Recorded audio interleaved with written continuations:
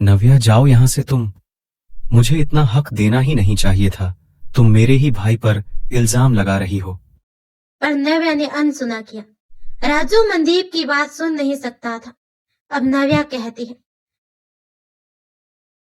महेश है उसका नाम जिसने खून किया था मनदीप का। ये सुनते ही राजू की जान में जान आ गई। पर कैसे कह सकते हैं हम? लड़ाई तो हुई थी मनदीप के साथ, उसकी पर सबूत क्या है? सबूत मेरे पास है, उसको चेक करना है बस, फिर साबित हो जाएगा। लेकिन सबूत है क्या?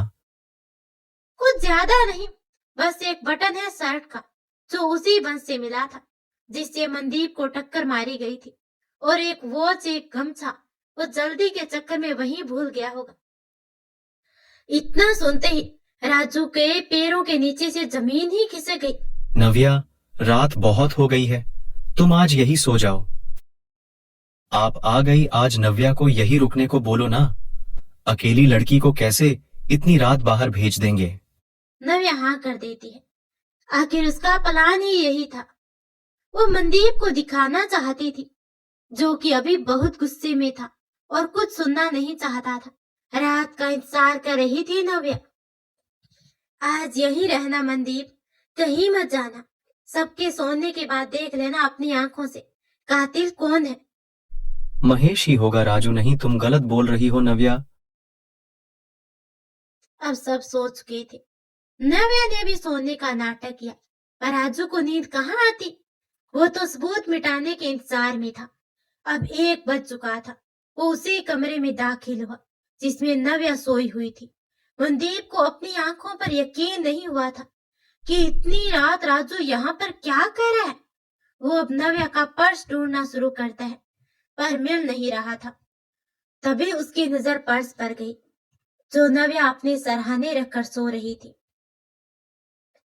उसके कदम नव्या की तरफ बढ़ने लगे। ये सब मनदीप देख पा रहा था। उसे बहुत गुस्सा आ रहा था। राजू धीरे से पर्स उठाता है और वहां से चला जाता है। सबकी आंखें खुली ही थी। नव्या चुपके से मनदीप की माँ के पास जाती है। चलो देखो अपनी आंखों से ही। वो दोनों पीछे चल देती है। तभी वो देखती है कि राजू पर्स में खोजबीन कर रहा था। तभी उसे पैकिंग में एक बटन गमछा मिला। उसके बिना देर किए उसको जैसे जलाने को हुआ, मनदीप की माँ ने कमरे की लाइट जला दी। बस राजू, बस राजू, बस पता चल गया हमें। अरे क्या बिगाड़ा था मेरे मनदीप ने तेरा, जो ये किया तूने? हाँ, बोलता क्यों नहीं? जिस घर में खाया उसी का चिराग बुझा दिया तूने। अब राजू ने अपनी जेब से बंदूक निकाली। जैसे ही राजू बंदूक चलाने को होता है, तभी ना जाने कहां से हाथ आता है और बंदूक छीनकर दूर फेंक देता है। और वो कोई नहीं मनदीप था जिसने हाथ पकड़ा था राजू का। राजू ने देखा कि सभी घर वाले और नव्या आगे खड़े हैं, तो पीछे कौन है? जैसे ही पलटा उसकी हंसी जाती रही। वो डर के मारे कांपने लगा। मनदीप को सिर्फ नव्या और राजू ही देख पा रहे थे। तुम क्या सच्ची में तुम मनदीप, तुम हो ये? मैं तो तेरे घर वालों को बचा रहा हूं इस लड़की से। ये पता नहीं कब से तेरी छानबीन कर रही थी। मुझे लगा जरूर हमारी जमीन हड़पना चाहती है। बस कर राजू, बस कर, कितना झूठ बोलेगा? बेटा, तुम ही हो ना बेटा, हमें क्यों नहीं दिखाई देते? हम देखना चाह रहे हैं बेटा, सामने आओ बेटा। अब वो बिना जवाब दिए राजू का गला पकड़कर उठा देता है। मुझे छोड़ दे मनदीप, ये लड़की झूठी है। मैंने कुछ नहीं किया, सब महेश ने किया था। लेकिन मनदीप ने उसका गला नहीं छोड़ा और जब दम घुटने लगा, तब अपना गुनाह कबूल करने लगा। क्योंकि अगर वो मारता तो नव्या और उसके घर वालों का नाम आता। इसीलिए पुलिस के सामने लेकर गया और गुनाह कबूल करवाया।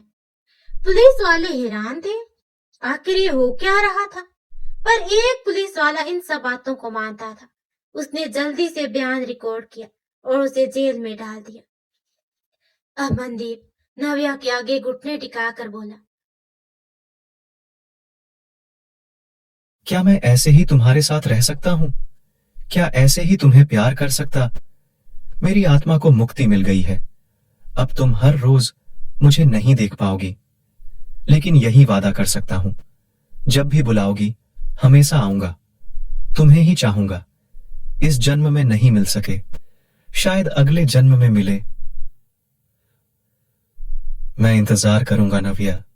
ये कहकर वो नव्या की आंखों से ओझल होता गया। पर इस बार उसकी माँ, उसकी बहन, सबको दिखाई दिया था। सबने नम आंखों से विदाई दी। नव्या भी सूखते हुए खुद के घर आ गई। वो अपने कामों में ध्यान लगाना चाहती थी, पर लगा नहीं पाती है। 1 साल निकल गया, मनदीप की कोई खबर नहीं थी। वो मुर्दों की तरह जैसे जीने लगी थी।